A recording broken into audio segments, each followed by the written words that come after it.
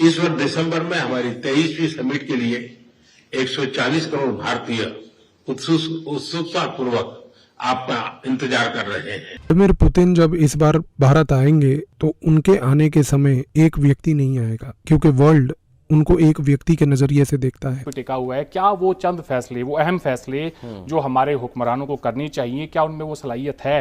जाएगी। अच्छा, अमेरिका इनको डिग्रेड नहीं कर सका जो उनका मकसद था। लगा रहा वो डिग्रेड नहीं कर सका। क्यों? कि उन्हें पनाह मिली हुई थी पाकिस्तान। वो भारत आ रहा है, दुनिया का सबसे ज्यादा न्यूक्लियर पावर वाला देश भारत की ओर करीब आ रहा है। वो है, हमारी तारीख जुड़ी हुई है, हमने यानी सैकड़ों साल इकट्ठे रह के गुजारे हैं। अच्छा सेठी साहब, आपने कहा कि अमेरिका क्यों कामयाब नहीं हो सका और पाकिस्तान क्यों नहीं हो सकता। दुनिया को कच्चा तेल बेचने वाला बादशाह जल्द ही दिल्ली में दस्तक देगा और वो है रूस के राष्ट्रपति व्लादिमीर पुतिन। 4 दिसंबर को भारत पहुंचेंगे। और इनको कहा जाता है पुतिन के इनर सर्कल। ये क्यों मैटर करते हैं? इसलिए क्योंकि ये पुतिन के पूरे बिहेवियर को गाइड करते हैं। और इस बार जब पुतिन बड़े मुद्दों की बात करें तो रूसी बाजार में भारतीय कंपनियों को कैसे विस्तार दिया जा सकता है, औद्योगिक सहयोग को मजबूत करने पर बात हो सकती है, संयुक्त परियोजनाओं को और लागू करना, उनकी समीक्षा करने पर बात हो सकती है, उच्च तकनीकों में सहयोग को बढ़ाने पर भी चर्चा होगी, भारत से कुशल मानव संसाधन रूस ले जाने के मुद्दे पर भी बात होगी। नमस्कार दोस्तों, रशिया के राष्ट्रपति पुतिन भारत आ रहे हैं और मोदी जी पुतिन का इंतजार कर रहे हैं। अब ये सब देखने के बाद पाकिस्तानी मीडिया में काफ़ी इसका चर्चा हो रहा है, क्योंकि जब कल पुतिन भारत आ जाएंगे तो सबसे बड़ा जो नज़र होगी पूरे पाकिस्तान की मीडिया की, वो होगी भारत और रशिया के बीच में जो डिफेंस डील हो रही है। क्योंकि ऑपरेशन सिंदूर के बाद जो है बहुत ज़्यादा हालत ख़राब है पूरी पाकिस्तानी मीडिया की, पाकिस्तानी फ़ौज की, पाकिस्तानी इस्टेब्लिशमेंट की। और जिस तरह से आंतरिक मामले इनके चल रहे हैं, इमरान खान को लेके जो हंगामा हो रहा है, साथ ही साथ जो मुनीर है वो पूरी तरह से फंस गया है, ना इधर का रहा है ना उधर का, ना वो फील्ड मार्शल रहा है, ना वो रिटायर हो पाया है, और नवाज शरीफ और उसकी फैमिली ने उसे बुरी तरह से फंसा दिया है। तो वो एक अलग स्टोरी है, किसी और वीडियो में उसके बारे में डिस्कस करेंगे। लेकिन फिलहाल जो पुतिन भारत आ रहे हैं उसे लेके बहुत ज़्यादा उत्सुकता है लोगों में, मीडिया में, और सभी लोग खासकर मोदी पुतिन का इंतज़ार कर रहे हैं। तो पुतिन जी के स्वागत में ज़रूर कुछ ना कुछ आप कमेंट बॉक्स में लिखिएगा, जय हिंद ज़रूर लिखिएगा।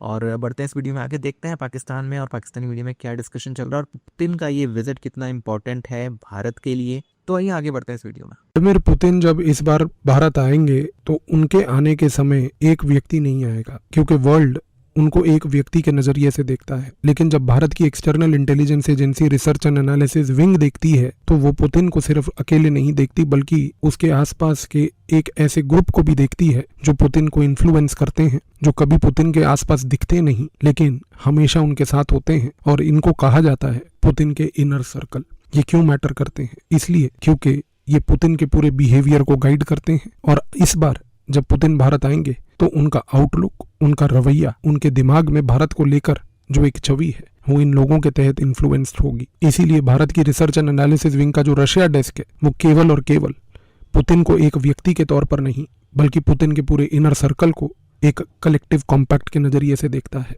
2025 में कुछ महीने पहले जब डोनाल्ड ट्रंप और पुतिन की मुलाकात अलास्का में हुई थी, उस समय भारत की रिसर्च एंड एनालिसिस विंग के अमेरिका डेस्क ने, रशिया डेस्क ने कोलैबोरेटिव एफर्ट से मिलकर एक कॉमन पॉइंट का एनालिसिस ये निकाला था कि जब पुतिन अलास्का जाकर ट्रंप को मिले थे, उस दौरान, उस डिसीजन से पहले, उस मीटिंग से पहले 4 ऐसे क्रूशल व्यक्ति थे जिन्होंने पुतिन के पूरे व्यवहार को इन्फ्लुएंस किया था, जिन्होंने पुतिन की टोन को, किस प्रकार से रशिया के क्या डिमांड्स होंगे, पुतिन की क्या पेशेंस लिमिट्स होंगी, और सबसे बड़ी बात क्या रेड लाइन्स होंगी जिनको पुतिन ब्रीच नहीं करेंगे, ये सारी चीजें उनके एक इनर सर्कल के 4 क्लोज्ड मेंबर्स ने डिसाइड की थी। पुतिन का इनर सर्कल इसलिए मैटर करता है और आपको ये समझने की आवश्यकता है क्योंकि रशिया कोई एक नॉर्मल डेमोक्रेसी नहीं है जहां पर अलग अलग मिनिस्टर्स को अलग अलग पावर है, हर मिनिस्टर की अपनी एक कॉन्स्टिट्यूएंसी है, हर मिनिस्टर की अपनी एक छवि है। रशिया एक ऐसे प्रकार का पॉलिटिकल सिस्टम है जहां पर पुतिन के आसपास के कुछ लोग ही सबसे ज्यादा मैटर करते हैं। क्यों?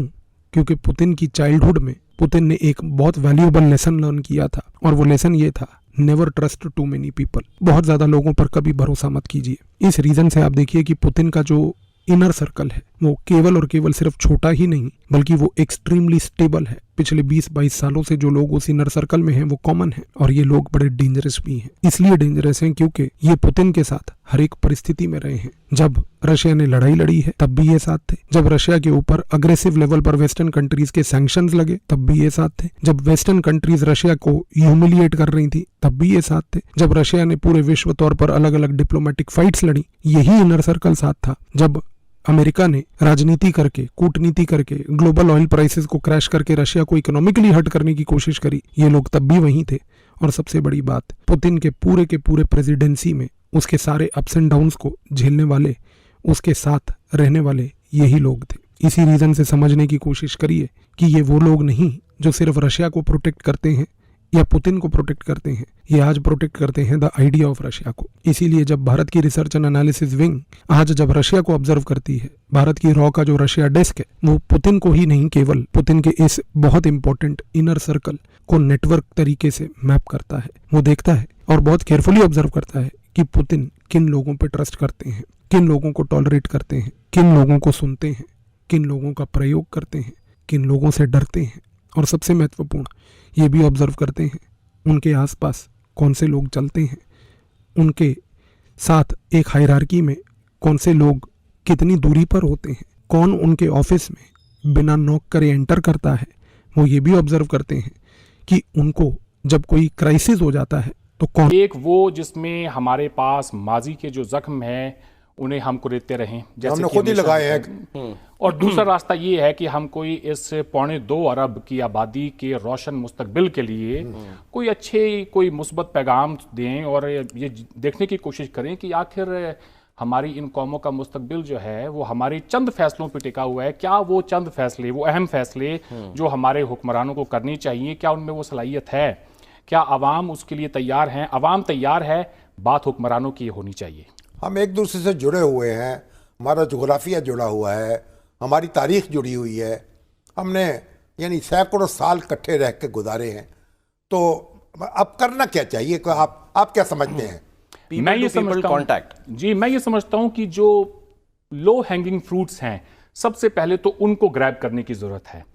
हमें जो पहला कदम हमें उठाने की जरूरत है कि 2019 के हिंदुस्तान के इकदाम के बाद जो हमारे हाई कमिश्नर को एक्सपेल किया गया था, कश्मीर के 5 अगस्त 2019 के इकदाम के बाद जो हाई कमिश्नर को एक्सपेल किया गया और डिप्लोमेटिक रिलेशंस को डाउनग्रेड किया गया, पहले तो उसकी बहाली हो, यानी हाई कमिश्नर को वापस जाना चाहिए दोनों मुल्कों में, दोनों मुल्कों में हाई मामूल कमिश्नर के सफारती ताल्लुकात बहाल हों। बिल्कुल, ये सबसे पहला कदम है। उसके बाद हमें ये देखना होगा कि वो तमाम लोग जिनको मेडिकल वीज़ाज दिए जाते थे, जो बुजुर्ग हैं, जाना चाहते हैं, अपनी मिट्टी को देखना चाहते हैं, उनको वीज़ा थोड़ा सा रिलैक्स किया जाए। अभी ये तो मैंने सुना है कि जो 65 साल की उम्र के जो सीनियर सिटीजन्स हैं उनको ऑन अराइवल वीज़ा मिल जाता है वाक़ा पे जाके। ये एक अग्रीमेंट है हमारे पास 2012 का, लेकिन जिस तरह से इम्प्लीमेंट होना चाहिए वैसे हो नहीं रहा। तो मैं तो समझता हूं कि वीज़ा फ्री एंट्री होनी चाहिए। जी बिल्कुल होनी चाहिए, लेकिन वो एक विशफुल थिंकिंग होगी एक ऐसे टाइम पर कि जब हमारे दरमियान